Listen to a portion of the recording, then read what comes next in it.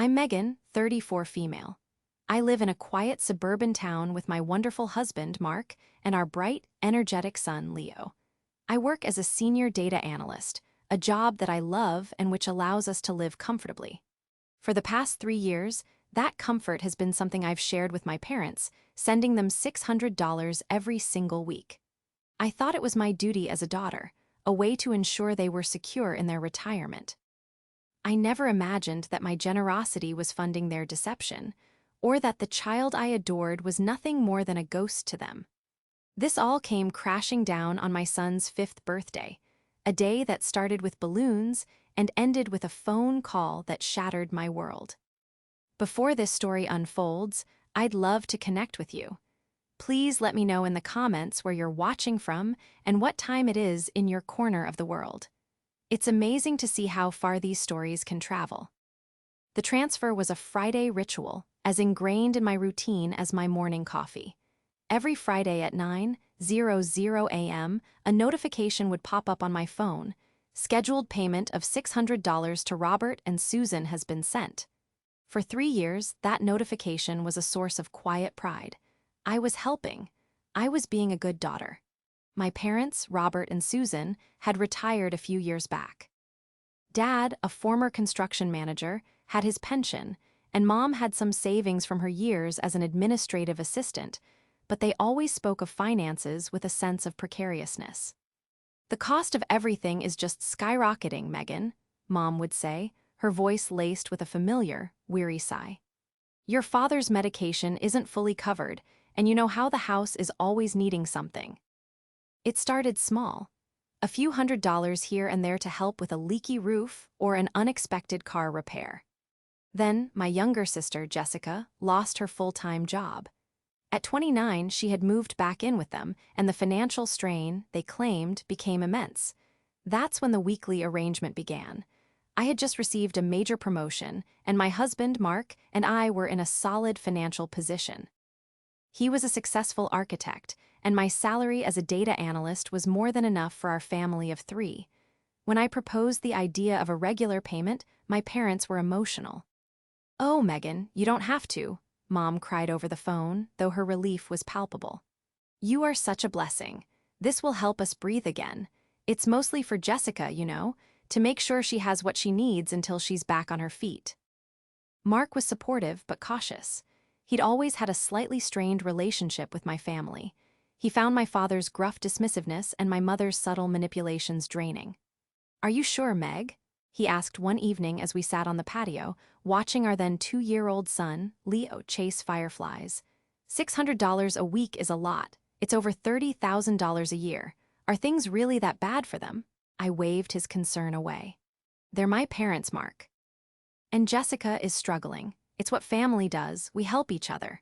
He didn't push it, but I saw the doubt in his eyes.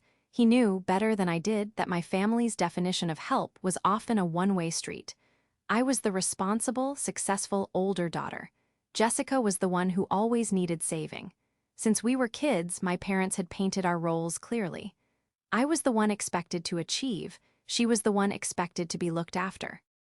My accomplishments were met with a nod of approval, while Jessica's smallest struggles were met with a flurry of parental support and, increasingly, my financial aid. The money was supposed to be a safety net for them, but it became an obligation for me. The weekly transfer was rarely followed by a thank you. Instead, my mother's calls would be filled with hints of new expenses. "Your sister's car is making a funny noise again," she'd mention offhandedly. Or, "Your father and I were thinking of getting a new television. The picture on ours is so fuzzy, it hurts his eyes." I never questioned it. I'd just nod and say, "Well, the money I send should help with that." I was buying their peace of mind, and in a way I was buying their approval, something I'd been chasing my entire life. They lived about an hour's drive away, and we tried to see them once a month. Those visits were always tense. My father would grunt greetings, his eyes glued to the sports channel. My mother would flutter around, offering critiques disguised as helpful advice. "Leo is getting a bit chunky, isn't he? Are you watching his sugar?" she'd ask, while handing Jessica a second slice of cake. Jessica, for her part, floated through life in a state of arrested development. My money afforded her a comfortable, responsibility-free existence. She worked a few shifts a week at a local boutique, but spent most of her time on creative pursuits that never seemed to materialize into anything. She treated me with a casual indifference, as if my weekly contributions were as natural and expected as the sunrise. The one person who was always a blind spot for my family was Leo, my son. He was a whirlwind of joy, with bright, curious eyes and a laugh that could fill a room. To me and Mark, he was our entire world. To my parents and sister, he was an afterthought. When we visited, they'd offer him a cursory hello before turning their attention back to the television or their phones. They never asked about his new words, his favorite toys, or the funny things he did at daycare. They showed more interest in a neighbor's new car than in their own grandson. Mark noticed it more acutely than I did. "They don't even look at him, Megan," he said in the car after one particularly cold visit. "It's like he's invisible." I made excuses. "Dad's just not a kid person. Mom is distracted with Jessica. They're old-fashioned." But deep down, his words stung because they were true. I tried to bridge the gap. I'd send them photos and videos of Leo building a block tower or splashing in his little pool. The replies were always terse. "Cute," or a single thumbs-up emoji. It was a stark contrast to how they were with Jessica. Her every minor drama was a topic of week-long discussion. Her new haircut warranted a dozen photos shared in the family group chat, while Leo's first steps were met with silence. The financial arrangement felt like a transaction. I gave them money, and in return I got, what? A continuation of the same distant, conditional love I'd always known. I told myself it was for their well-being, but a part of me knew I was paying for a connection that wasn't really there. I was funding a facade, a fragile picture of a happy, supportive family. And with every $600 transfer, the cracks in that facade grew deeper, preparing for the day when it would all come shattering down. That day was Leo's 5th birthday. The planning for Leo's 5th birthday party started weeks in advance. For a child, turning 5 is a monumental event. It's the leap from being a toddler to being a big kid. Leo was vibrating with excitement. He had a very specific vision, a superhero-themed party at the local park. He wanted a blue cape, a bouncy castle, and most importantly, for all his family to be there. Mark and I went all out. We hired an entertainer who dressed up as Super Sparkle. We ordered a 3-tiered cake with his favorite comic book characters, and we filled dozens of balloons until our fingers were raw. The guest list was a mix of his little friends from preschool and our family. Mark's parents, who lived across the country, had already sent a huge box of presents and had a video call scheduled for the big day. My side of the family was just my parents and Jessica. I invited them a month in advance, both with a formal invitation in the mail and a personal phone call. "Of course, we'll be there, sweetie," my mom had chirped. "We wouldn't miss it for the world. Leo's turning 5, my, how time flies." Even Dad had grunted something that sounded like an affirmation when I told him. Jessica sent a text, "Kay, we'll try to make it." It wasn't the most enthusiastic response, but for her, it was standard. As the day drew closer, I sent reminders in our family group chat. "Just a reminder, Leo's party is this Saturday at 1 p.m. at Meadow Park. Can't wait to see you all." The message was seen by all 3 of them, but only Mom replied with a simple, "looking forward to it." The morning of the party was a whirlwind of happy chaos. Leo woke us up at dawn, already dressed in his superhero costume, cape and all. "Is it party time yet?" he yelled, jumping on our bed. The weather was perfect, a clear, sunny sky with a gentle breeze. We loaded the car with cake, presents, and a mountain of party supplies.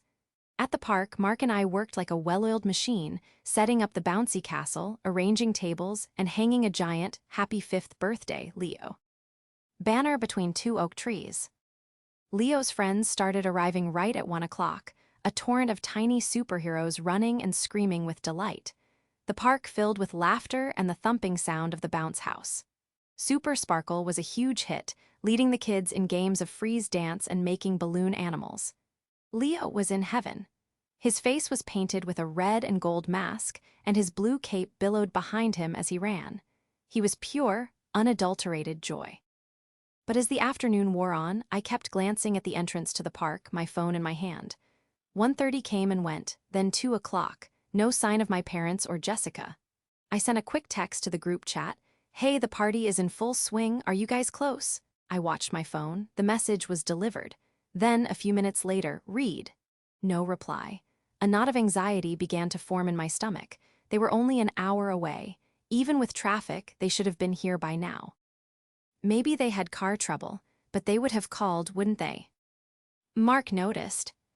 My distraction. He came over and put a hand on my shoulder. Everything okay? My parents, they're not here yet, and they're not answering my text. He frowned. That's not like your mom, she usually overcommunicates. He was right. My mom was a chronic texter. Silence was unusual and unsettling. The kids gathered for the cake cutting. Leo stood proudly in front of his magnificent cake, his face glowing in the light of the 5 candles. All the parents and children sang "Happy Birthday," and he took a deep breath, puffing out his cheeks to blow out the flames. Everyone cheered. As I cut slices of cake, my eyes scanned the crowd one last time. The empty space where my family should have been felt like a physical void. Leo, high on sugar and excitement, didn't seem to notice their absence yet, but I did. Every laugh and cheer was underscored by a growing sense of dread. After the cake, it was time for presents. Leo sat in the middle of a circle of his friends, tearing open wrapping paper with glee. He got Lego sets, action figures, and art supplies. He thanked each friend with a sincere, heartfelt hug. As we packed up the last of the gifts, Leo finally asked the question I'd been dreading. Mommy, are Grandma and Grandpa and Auntie Jessica coming? He looked up at me, his painted face filled with genuine confusion. My heart broke. How could I explain this to a 5-year-old? I'm not sure, sweetie, I said, trying to keep my voice light. Maybe they got held up, but look at all the amazing friends who came to celebrate with you. He accepted my answer for now, quickly distracted by a friend who wanted to show him a new toy. But the damage was done. Their absence was no longer just a worry in my mind. It was a question from my son, a broken promise. We got home late that afternoon, exhausted but happy. The party had been a success by every measure, except one. As Mark put a sleepy Leo to bed, I sat on the couch, my phone in my hand, staring at my unanswered text message. The knot in my stomach had tightened into a cold, hard stone of anger and hurt.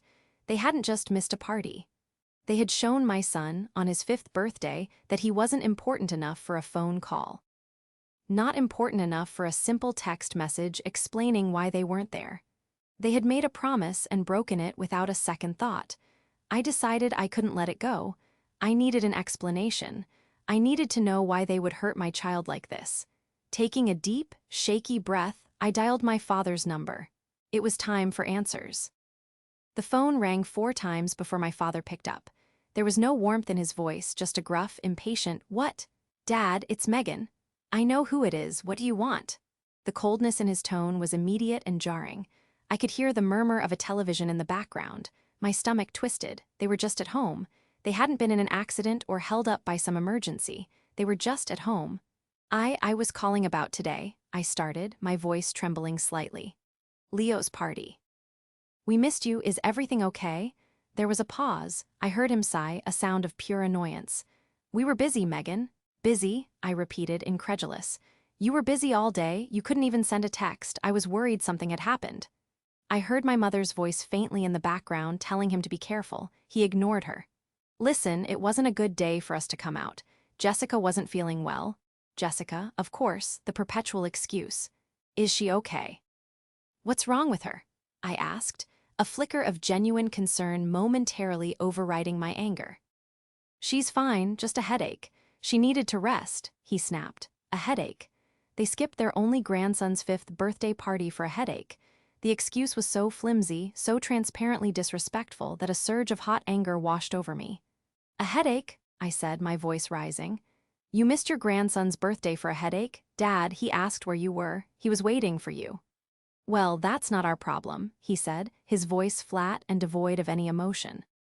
The cruelty of that statement struck me like a physical blow. I was speechless for a moment, trying to process what he'd just said. My own father talking about his grandson as if he were a stranger, an inconvenience. Not your problem, I finally managed to choke out. He's your grandson, you told me you were coming. Mom said you wouldn't miss it for the world. I could hear my mother trying to take the phone. Robert, give me the phone, let me talk to her. But he pushed her away. No, Susan. It's time she heard the truth. She needs to stop with this fantasy. What fantasy? I whispered, my heart pounding in my chest. I felt a sense of dread, like I was standing at the edge of a cliff about to be pushed off. The fantasy that we are one big, happy family, he sneered. The fantasy that we are interested in your little life and your child. He spat the last word out like it was poison. My breath hitched in my throat. I couldn't believe what I was hearing. It felt like a nightmare. What are you talking about? Let us be honest, Megan, he continued, his voice dropping to a low, menacing tone. We've never been on board with your choices. Marrying Mark, moving an hour away, building this life that has nothing to do with us. We tolerate it because we have to. My mind was reeling. Tolerate it?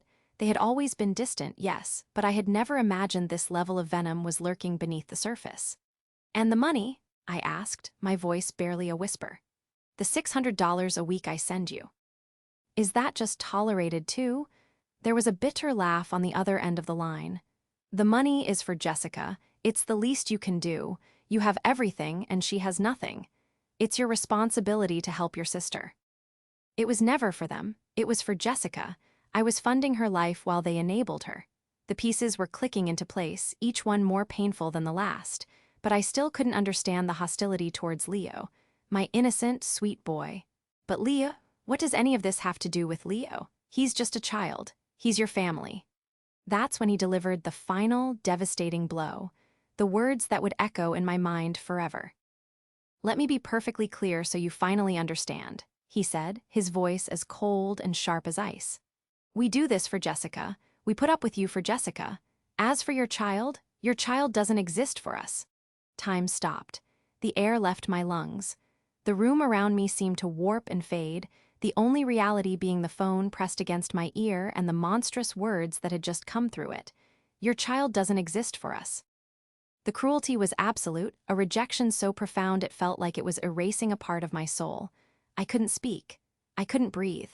I just stood there, trembling, the phone still clutched in my hand. I heard my mother in the background, shouting now. Robert, what did you say to her? What did you do? He just grunted something in response. He had said what he wanted to say. He had finally revealed the ugly truth that had been festering in their hearts for years. My son, my beautiful, perfect boy, was nothing to them. I was nothing to them except a source of income for my sister. The weekly obligation wasn't about helping my parents. It was a tax for having the life I'd built, a life they resented. In that moment of shattering clarity, the years of quiet hurt, of feeling secondary and unloved, coalesced into a single point of icy resolve. I didn't scream. I didn't cry. I didn't say another word to him. Trembling with a mixture of rage and grief, I ended the call. The silence that followed was deafening. My world had been irrevocably broken, and I knew, with a certainty that chilled me to the bone, that it could never be put back together again. I stood frozen in the living room for what felt like an eternity, my father's words replaying in my head on a torturous loop. Your child doesn't exist for us. Mark came in from the hallway, having just tucked Leo into bed. He took one look at my face, and his expression shifted from contentment to alarm. Megan, what is it? What's wrong? I couldn't form words. I just held out my phone, my hand shaking so violently I could barely keep it steady. He gently took it from me and guided me to the couch. Talk to me, honey. What happened? I finally found my voice, and the whole story came pouring out: the call, the flimsy excuse about Jessica's headache, and the final, brutal confession from my father.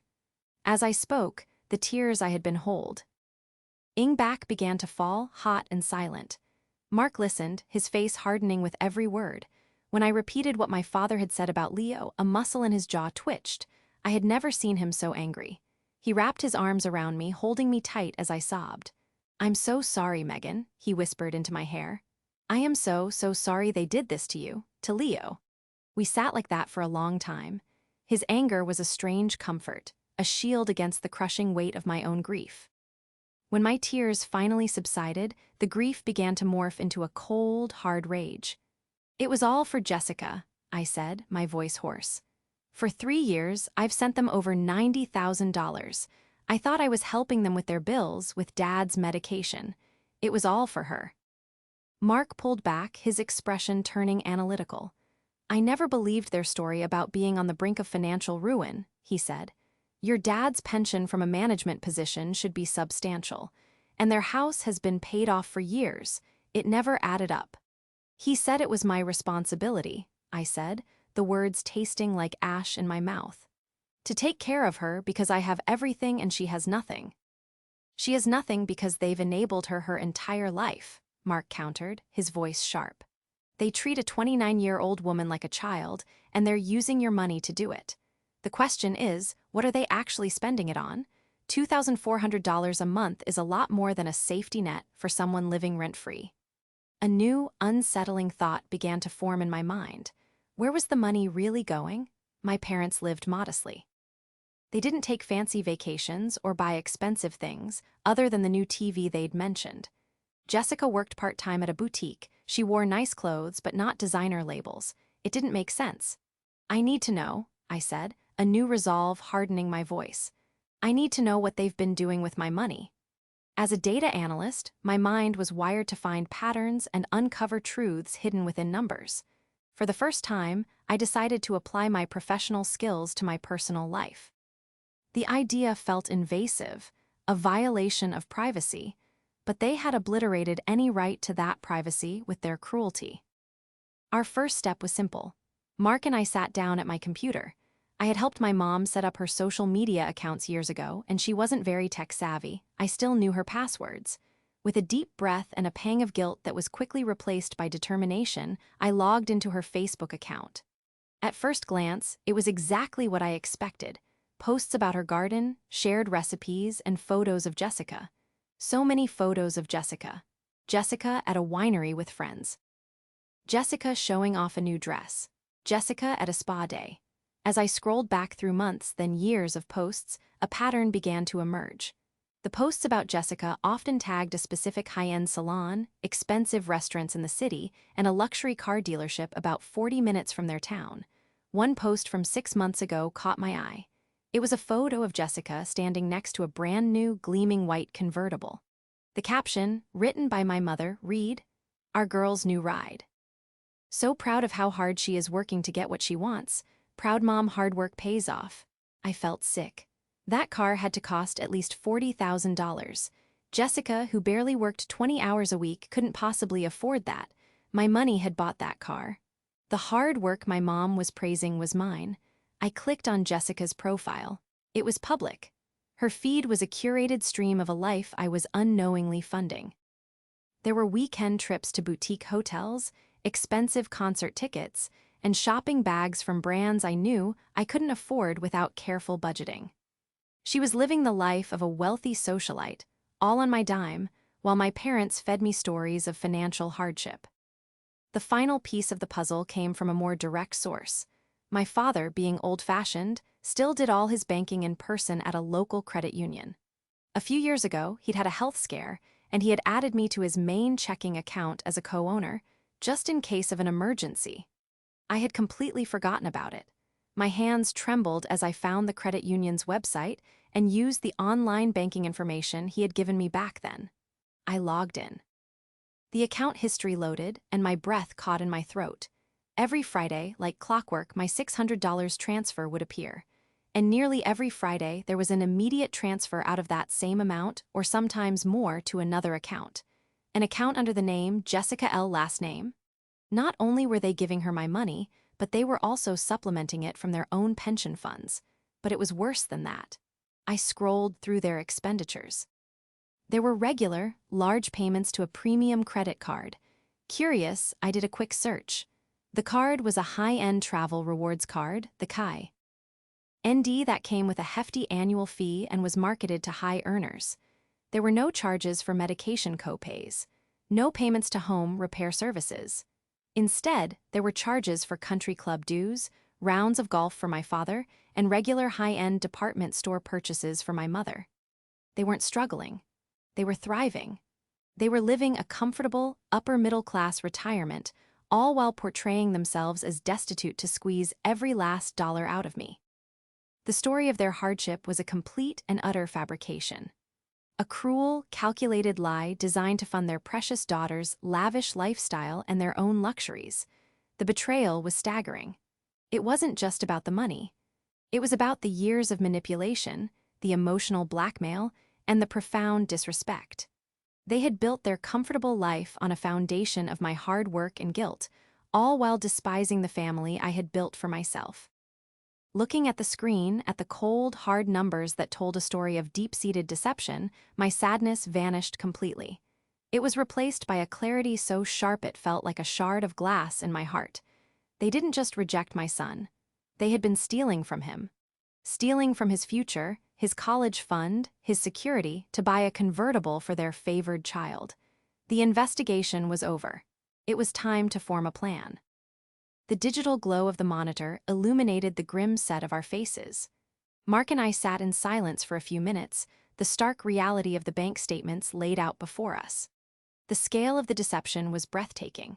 It wasn't just a matter of them being untruthful. It was a calculated, long-term fraud perpetrated against their own daughter.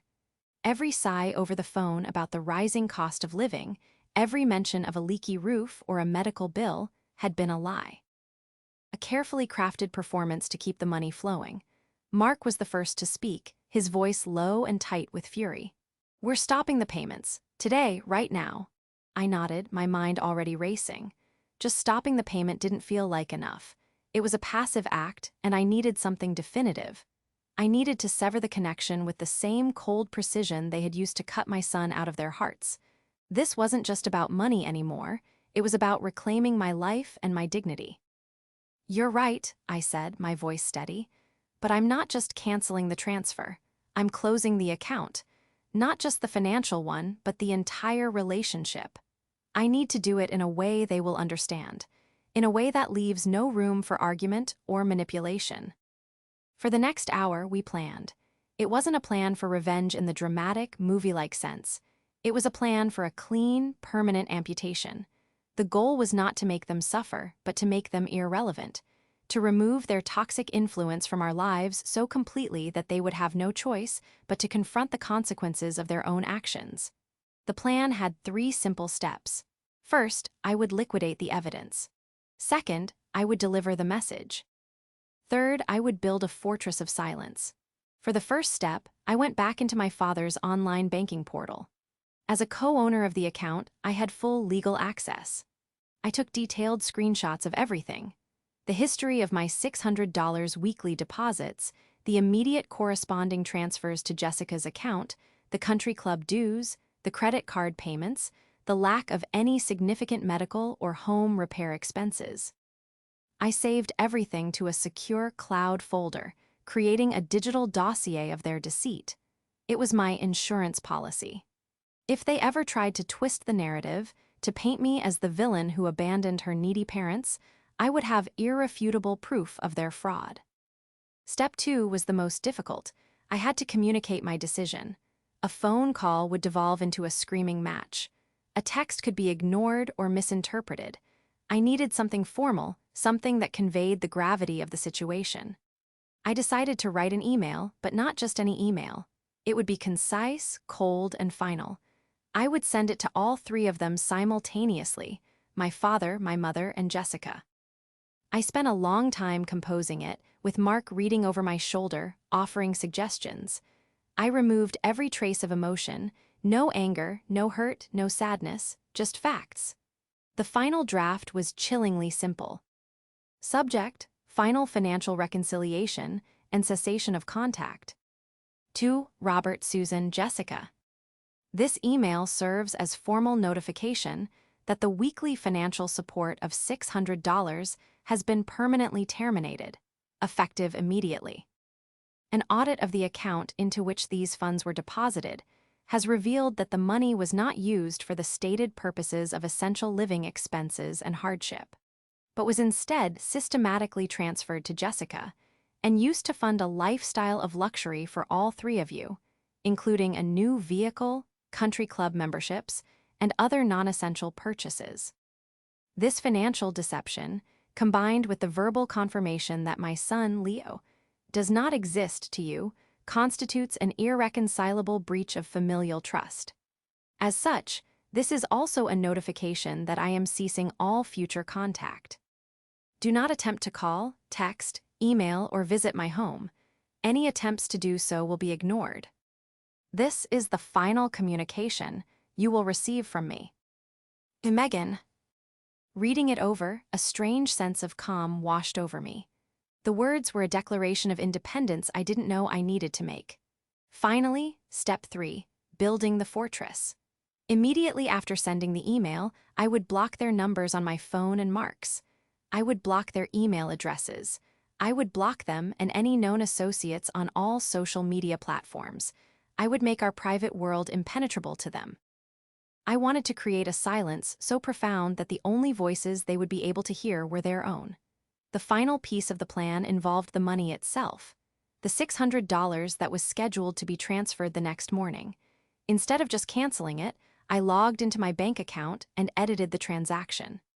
I set up a new automatic weekly transfer for the same amount. But this time, the recipient was not my parents. It was a new investment account I had just opened. Its name, Leo's Future. Every cent they had stolen from my family's security would now go directly towards securing my son's future. It was a symbolic act, redirecting the flow of my resources away from their toxicity and towards the person who mattered most.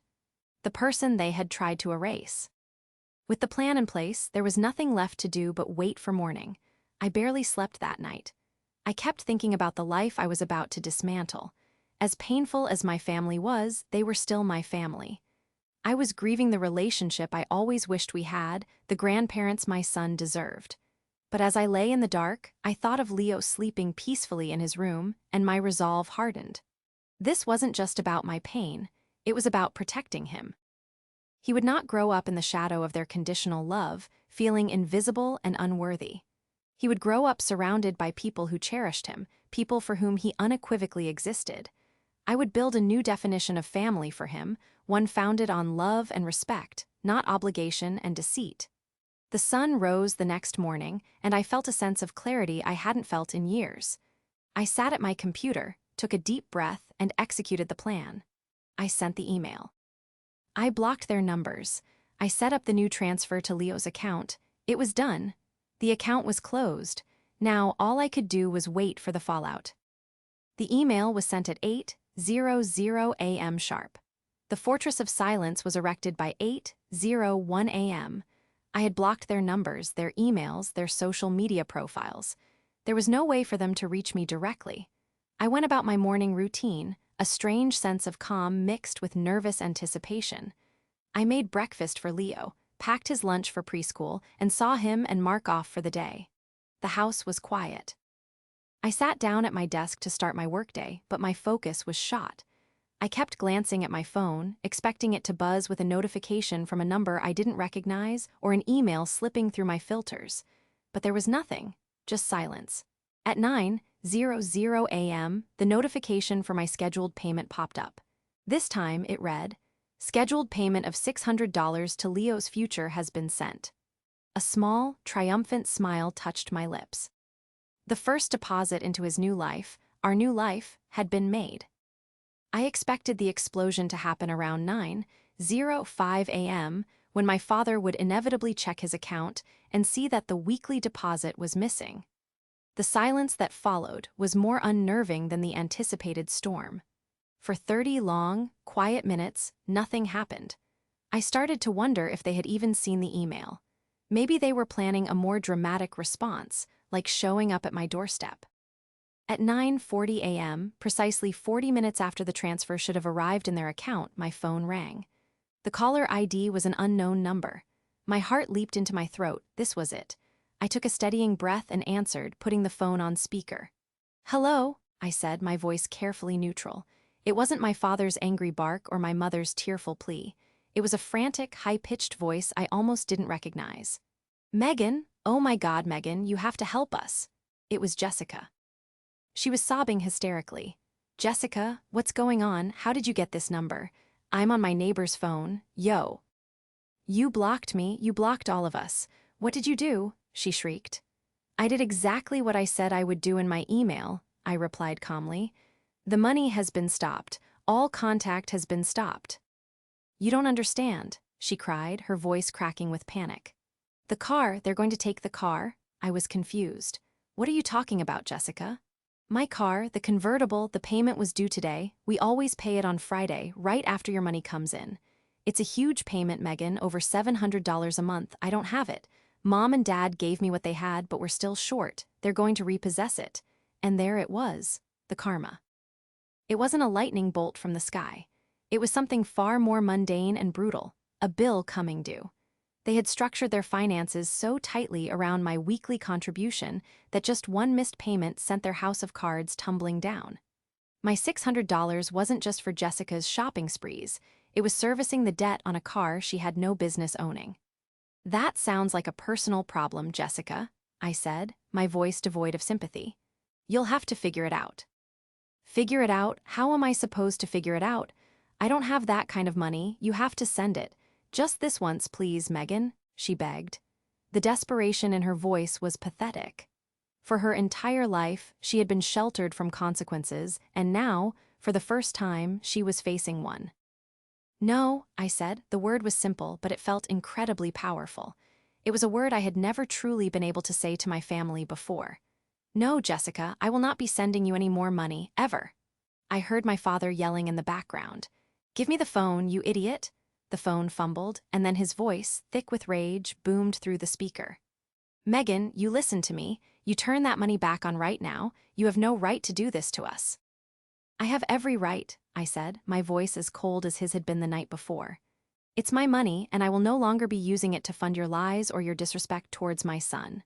Disrespect? You're talking about disrespect after what you've done? We have bills to pay. Jessica's car is just the start of it. Your mother's country club membership is up for renewal. We have plans. You are ruining everything, he roared. The sheer entitlement in his voice was staggering. He wasn't apologetic. He wasn't even trying to deny the accusations in my email. He was simply furious that his cash cow had run dry. He was angry that I had disrupted the comfortable life he had built on my back. Your plans are not my responsibility, I stated. My only responsibility is to my husband and my child. The child you said doesn't exist for you. There was a sputtering sound on the other end of the line. For the first time, he seemed to be at a loss for words.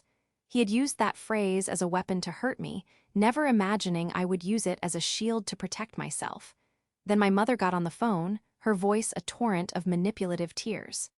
Megan, honey, please. Your father didn't mean it. He was just upset. We love Leo. We love you. You're tearing this family apart. How could you be so cruel to your own mother? Her words, which once would have filled me with guilt, now sounded hollow and transparent. The performance was over. I had seen behind the curtain. The time for that, Mom, is over, I said softly, but with a spine of steel. I saw the bank statements. I saw the pictures of Jessica's car. I know you've been lying to me for years. It's done. There was a stunned silence. I had called their bluff. They knew I had the proof. Their narrative of the suffering, abandoned parents was dead. You have a choice, I continued.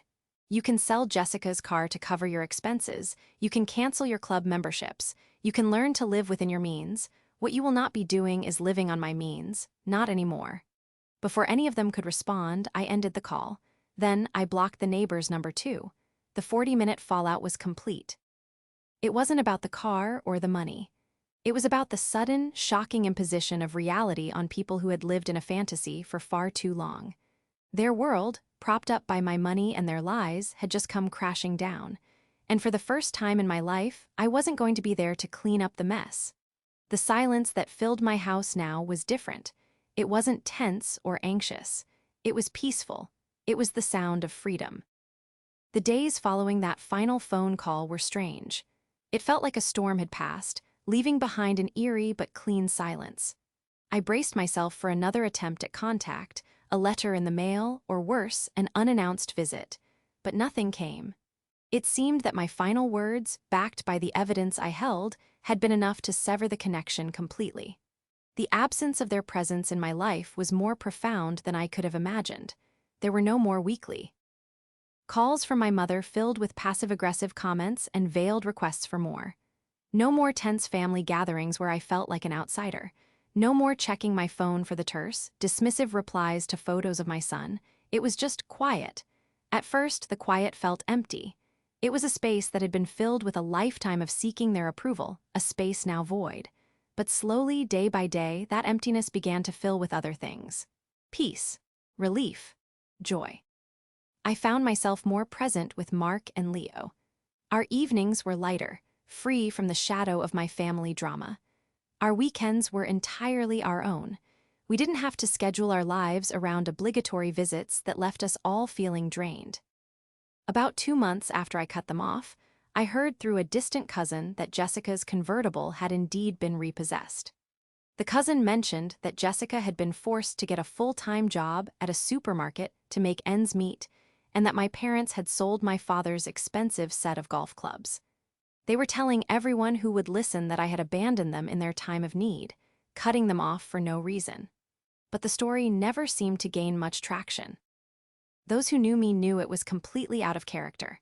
Those who knew them well had probably always suspected the truth of their entitled nature. I never felt the need to defend myself. I had my proof, but more importantly, I had my peace. I let their words fade into the background noise of a life I no longer participated in. The true change was not in them, but in me. I had spent so much of my life being the good daughter, responsible, reliable, and always giving. I realized that my desire for their love had made me a willing participant in their dysfunction. By cutting them off, I wasn't just punishing them, I was liberating myself. I was finally choosing my own family, the one I had built with Mark, the one centered around our wonderful son. The weekly $600 transfers continued to flow into Leo's investment account. Watching it grow became a new, much healthier ritual.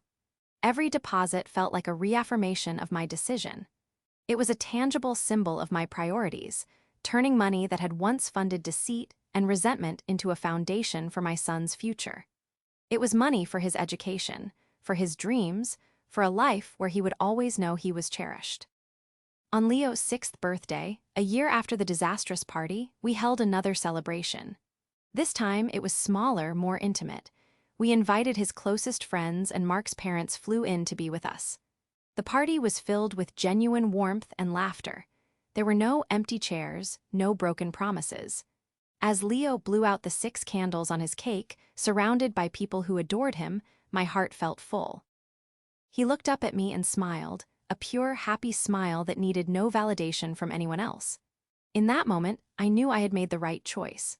My old family might have decided that my child didn't exist for them, but I had created a world where he was the center. A world built on truth, respect, and unconditional love. The silence from my parents and sister continued, and I was grateful for it. I no longer thought of them with anger or sadness, but with a distant, detached pity. They were trapped in a world of their own making, a world of materialism and shallow affection. My world, on the other hand, had never been richer. I had learned that family is not just about blood, it's about who shows up. It's about who loves you without condition. It's about who celebrates your joy and protects your heart. As the sun set on Leo's birthday, I looked at my husband and my son, my true family, and I felt a profound sense of peace.